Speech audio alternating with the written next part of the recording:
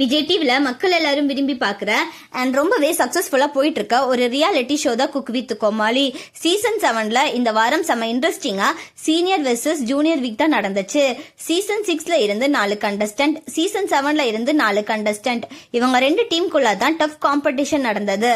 யாரு மெயின் டாஸ்க்ல மாசா குக் பண்ணி chef of the week title win பண்ண போறாங்க அப்படின்னு சொல்லி ஃபேன்ஸ் எல்லாரும் ரொம்பவே ஈகரா வெயிட் பண்ணிட்டு இருந்தாங்க.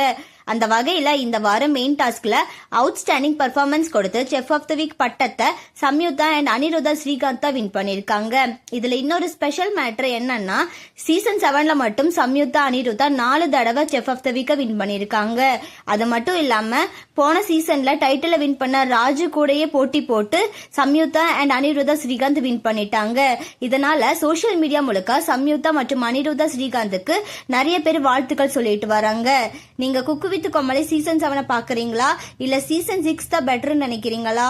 உங்களுக்கு எந்த சீசன் ஃபேவரட், உங்க ஃபேவரட் கண்டஸ்டன்ட் யாருன்னு கமெண்ட்ல சொல்லுங்க.